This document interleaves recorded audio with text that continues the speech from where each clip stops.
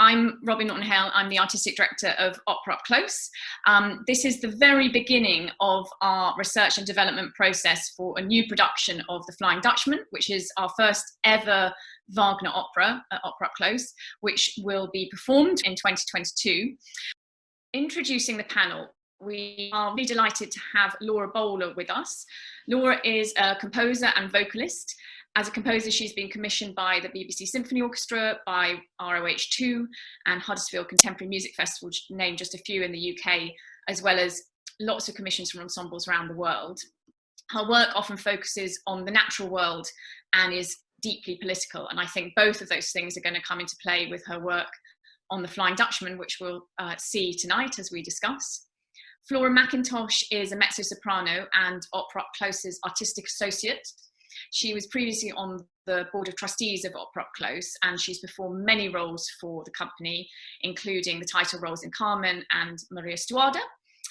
She performed Welgunde in Rheingold at Birmingham Symphony Hall, and she'll sing Waltraute in Die Valkyrie for Loughborough Festival Opera in 2021. And we also have Kelvin Lim, who is a pianist, repetiteur and vocal coach. He helped OperaUpClose develop our new version of Madame Butterfly alongside composer Ruth Chan, incorporating traditional Japanese instruments into the score. And he was also the musical director for OperaUpClose's production of Pagliacci. He's gained recognition in the Wagner repertoire. He's the official accompanist for the Wagner competition, recipient of the Bayreuth Bursary Prize, and has worked on all the Wagner operas at Loughborough since 2008. And some of you who've seen some of our coffee break concerts, the last coffee break concert was Flora and Kelvin performing Wagner's Wesendonck-Lieder in the hallway of Flora's house. So it was a beautifully intimate setting for that amazing song cycle. What I'd like to kick us off with is talking about the sea, which is a character really in The Flying Dutchman, and particularly relevant, I think, to Laura's work, because you've spent 2 long periods of time at sea as research for your music, haven't you, Laura? Yes, so I spent quite a lot of time at sea. I think that's my other passion, actually. Music is the foremost, the love of my life, and I think the sea is second. I've been lucky enough to sail on the Bark Europa, which is a Dutch tall ship, as part of research for previous pieces. So the first work that I did, which you'll hear a small excerpt from shortly, I sailed from Cape Town all the way across the Atlantic to the 2 British overseas territories remote islands of St. Helena and Ascension Island, which took 6 weeks at sea, and I was a member of the crew, so it was pretty hard work, let's put it that way. But it was all to research creating a work for chorus and orchestra. And then I decided to go one step further with my sailing ventures after falling in love with it. And I raised the money to sail on the same tall ship from Ushuaia, which is at the bottom of Argentina, to Antarctica. And I sailed to Antarctica and back to create a work about climate change centered around the Antarctic region. And you're part of the watch, so you have to get up at midnight and be on lookout and on helm and furling sails and unfurling sails and climbing up a mast in the pitch dark and it's -20. It's pretty epic. And I suppose it gives me a real insight into the actual practicalities of being at sea and not just the beautiful romanticism of being at sea. The piece that you're going to hear now is called Navigating the Dog Watch. The dog watch is that dreaded middle of the night watch, which no one wants to do, but you have to do it, where you have to get up in the middle of the night and it's pitch black and it's freezing cold and you have to still do all of your sailing duties. And this piece was commissioned by Crouch End Festival Chorus for chorus and orchestra. And I'll talk a little bit about it afterwards, but you'll see there's a video with it as well, so that'll give you a bit of an insight into it as well.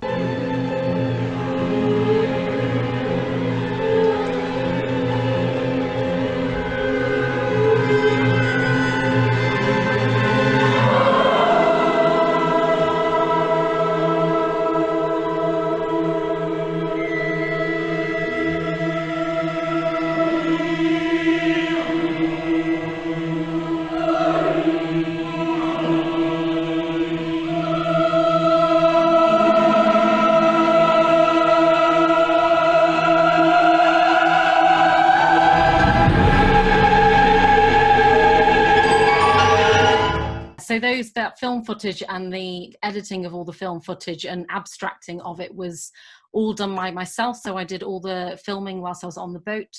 And the idea of the piece was very influenced by wave structures, weirdly. I was very lucky to be on the boat with an incredible oceanographer who was monitoring wave structures, this ocean surface, and he very kindly gave all of his research to me, and a lot of the piece is based around that. So basically, when you listen to the whole of the piece, you really get a sense of kind of the distance between waves at certain kind of knots when you're going on the sailing boat, and also how the wind affects it. That's the idea of the piece. But you'll also notice that there was no text in the chorus, so that was part of the commission, that it would be a textless chorus, so that the chorus would be essentially an extension of the orchestra. So you talked about how there's the maybe tension between the reality of being at sea and the romanticism. Did you go into the voyage thinking that you might write in a different way, or that the piece would sound quite different from how it turned out? Yeah, absolutely, totally different. So the whole intention of the piece actually originally was for it to focus on the British Overseas Territories islands that I was visiting. But for me, the most potent part of the entire experience was just being at sea. A lot of my work is hugely influenced by my experience of the natural world. And for me, that was what was most potent about that. Like, it had, it created a new love, because although I'd sailed before a bit, I'd never sailed across the Atlantic before. And I suppose one of the other things that I think is quite interesting to talk about in relation to the experience of the sea, and I think we were talking about this a lot, Flora and I were talking about this, was the kind of romanticism of it in lots of very famous works about the sea that I'm sure we all know, say like Vaughan Williams' Sea Symphony, like the romanticism of that, and how it kind of almost glorifies the experience of being at sea. And although I can completely agree with that, like, it is a magnificent experience, I think also the kind of domestic practicalities of it are also quite interesting. And I think something that actually features in the Flying Dutchman, those domestic practicalities do feature in the Flying Dutchman of being at sea. And I suppose that's also one of the things that attracts me to the opera, because there's the possibility to look at both the kind of romanticism of what the sea is and the myth of the sea and the myths that surround the sea, but also kind of our one-to-one experience with it and the domesticity of actually being at sea on a boat. Robin mentioned right at the beginning about the sea being a character in the Flying Dutchman, but I think what's interesting about all the successful depictions of the sea in music, I mean, the sea is always a character, and a lot of that is to do with, yes, romanticism, but somehow yearning, that there's danger and there's danger and there's reliance, and there's all these things that make the sea a real character, but also have a huge influence on the characters in the piece, on the characters on the stage, because they are reacting to the sea all the time. And of course in Dutchman, they're reacting to the sea and the unknown things coming in from the sea. And I think it's interesting that there's so much romanticism about it, and yet it's always got this edge and danger. Yeah, for sure. And just like going on from that, I think it's absolutely true. Like, I think there's one of the words that came up when we were talking about this opera before, Between Us All, was that it seems like a very generic term, but epic. But actually there's something about that in all music about the sea, is because it's quite difficult to try and communicate something that still has that real sense of the unknown for us as kind of land-dwelling beings. It's still got that sense of kind of mystery and myth, exactly. And I think that's something that also comes through in almost all composers' works about that have a relationship to the sea anyway. I think the next little excerpt we wanted to play you it's a piece by the Finnish female composer Kaija Saariaho. And she wrote this piece Ultramar, which is again for chorus and orchestra, and it was a huge influence on me. And this particular first section that we're going to play, she was evoking the idea of traveling over the sea, essentially.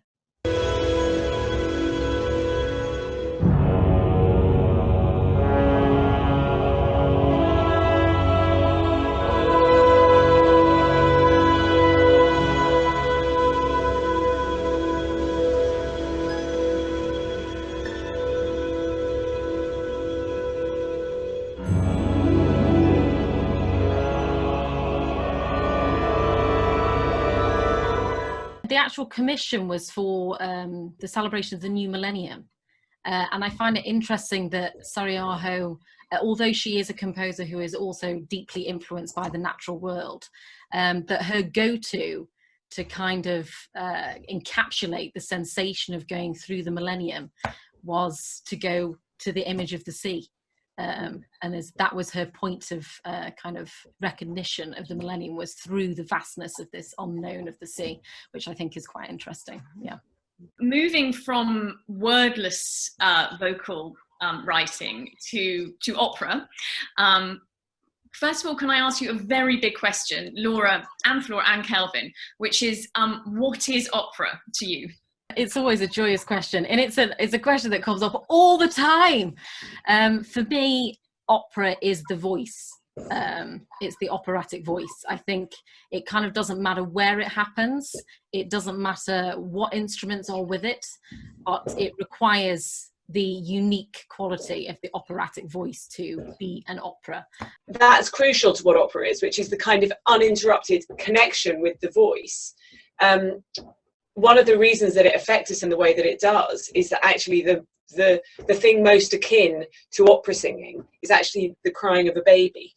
So the way that we respond to babies crying, I know that doesn't sound very attractive, but actually the way that we respond quite viscerally to the sound of a baby crying is because they're actually using their bodies in very much the way that we then train ourselves to use our bodies and voices as singers.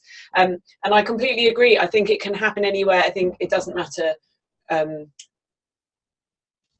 what is supporting it and what is part of it, but that connection with the voice and with a particular sort of sound is essential, and I think immediacy is crucial. As a basic definition, and it's quite obvious really, that there's opera is storytelling in sound. It's an extension. It sustains the storytelling. It sustains it through the human voice, elongating text and elongating words, and therefore elongating feeling. And the feeling is about the inner world of the character, much more so even than just what they say. They may not even be saying very much. They may be repeating a piece of text over and over again, and the feelings that come with it are explored through the harmony, through the orchestration, through the colours that are brought to it. And just to again extend a little bit about what it is that makes opera singers different, is that they become instruments who are able to use words.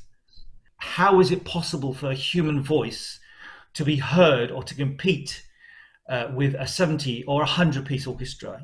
They can't really compete in terms of decibels, but what they can do is compete in terms of timbre. They can cut through the whole texture of an orchestra, because our ears are attuned to hear a specific frequency.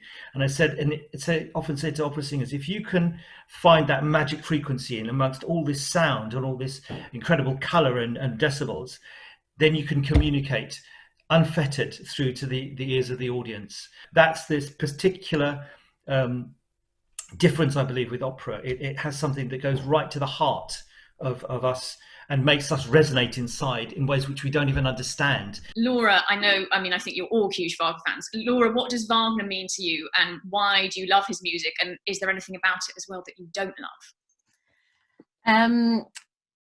Well, yes, to all of those. So for me, I think that the thing that I find, there are two things that I find particularly appealing about Wagner. One is from my composerly brain, and one is from my purely kind of emotional, kind of experiential attachment to Wagner.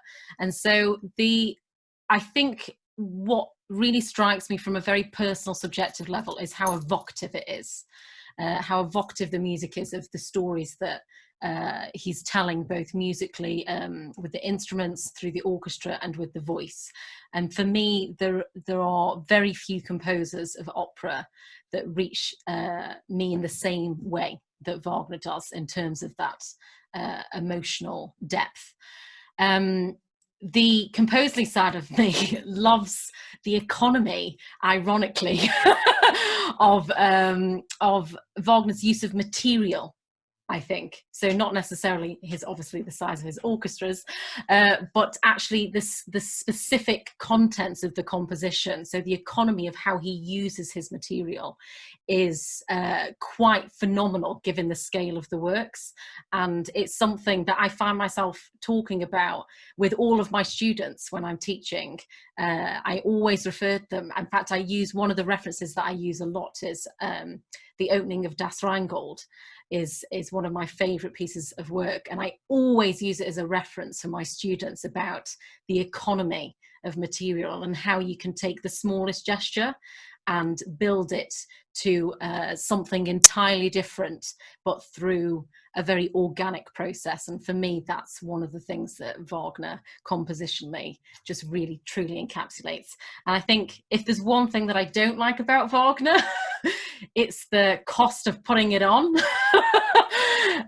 in its truest form, in its original form, like the scale of it in terms of the size of the orchestra, the cast, the chorus, can make it very inaccessible, I think, both for production companies and for audiences. And for me, that's quite sad, because I think it would be better if it could be accessed by more people. I think actually, because he's so economical and he's so skilled, the experience of sort of feeling in the middle of it is very, very powerful. And I think that's what we're really looking to work on in as we go forward with the Flying Dutchman. It's how actually we can make audiences who already know Wagner and audiences who don't know Wagner at all feel that actually they can be in the middle of it, that it doesn't have to be on a huge scale, and that it can actually be, the thought can be economical as well as the music. I've become a great Wagner lover by singing it, and I've understood it by singing it. And he has an ability to allow singers to be so incredibly expressive. I mean, sometimes to a fault, because it can, you know, a single thought can be expressed for a very long time. He loved singers, and it doesn't matter if you're singing it, you know, in the corridor to my house or at the Metropolitan Opera. Actually, that vocal writing and incredibly expressive vocal writing just is a joy. So I think now would be a good time to listen to the opening of Das Rheingold, Yes. and I think you'll hear straight away, I mean, it's wonderful to listen to, the economy of those musical ideas.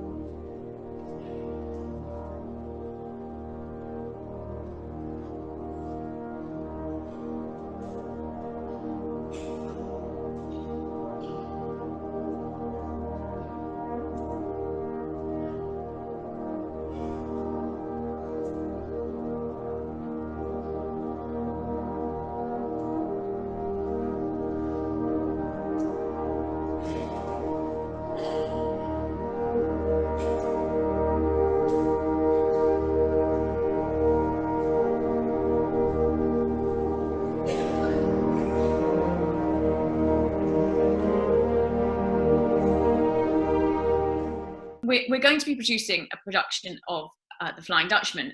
For those of you who maybe are less familiar with OperaUpClose's work, we tend to work with smaller groups of singers, maybe 8, 9, 10 singers, and smaller bands. In the past, they've been a size of up to 4. And we work with composers who completely reimagine the orchestra. It's very much not a reduction.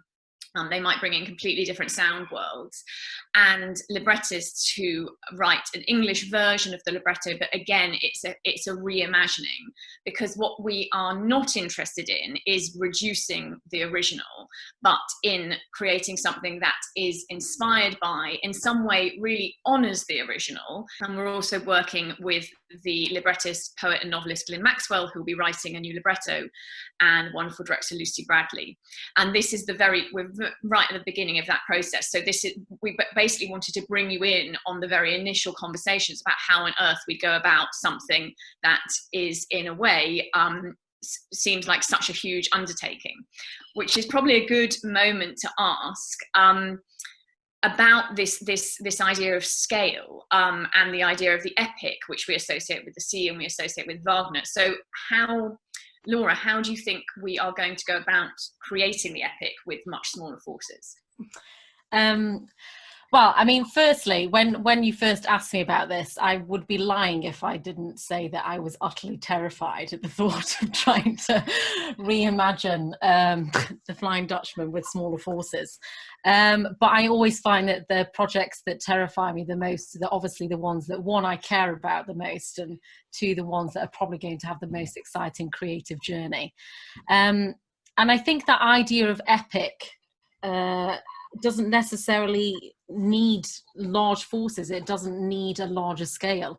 I'm a strong believer that silence can be utterly epic. But one of the most important things for me is for this project to be a meeting, basically, a meeting of my creativity with Wagner's original intentions and score, and seeing how I can reimagine that world in a different way. And that's not necessarily thinking about reimagining it for smaller forces, even though that's practically what's happening, but it's more about reimagining it through a more intimate lens, or magnifying it in a different way from a different perspective. I think the moment that you start thinking about reorchestration, that takes you down a very different path. And I think for me, it's about focusing on the intimacy that's within the work already, and the domesticity that's already in the work, and the human relationships, and how actually they can very easily be transported through a reimagining into something that is more intimate than the original version. And the other element, obviously, very practically speaking, is there is a really big chorus in this work. And how do we imagine that without one? Well, I think for me, one of the things that I'm really interested and excited about looking at, and I know it's kind of a development of what OperaUpClose have already done, is, like, I'm sure that you're all aware, seeing OperaUpClose performances, that the musicians the band is on stage, part of the theatre of the work. And I'm kind of interested in extending that one step further and actually having the musicians as the chorus, and they will be instrumentalists who also sing, and instrumentalists who use their kind of untrained voices, their non-operatic voices, to be the voices of the chorus. And I'm very interested in how we can explore the different colours and expressive qualities of the human voice through both having the operatic voice in there, but also the untrained voice, and how using those different qualities, those different timbres, can actually add another level of theatre and another level of politics to the work, another level of relationships, which I'm sure that Wagner would hopefully be very happy about. But yeah, it is quite a terrifying thing, but they're two of the key aspects that interest me, like particularly this idea of how can we really fully integrate the musicians into the theatre of the piece. Could be a really exciting exploration with this particular opera. And I think it's really crucial for people listening here that actually, if we were a company that had the resources to put this opera on with 80 players and the full chorus, we wouldn't choose to do so, because actually what's interesting is in a reimagining of this piece, it's actually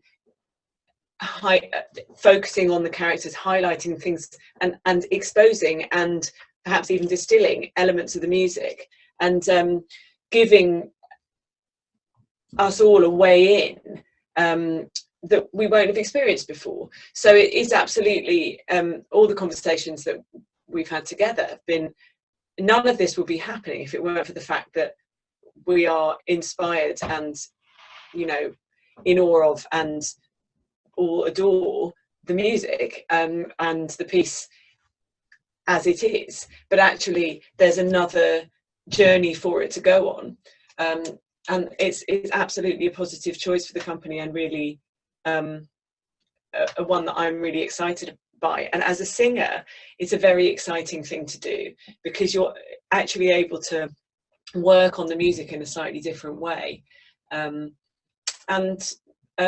hear it in a different way as well. Kelvin, as a pianist who has worked on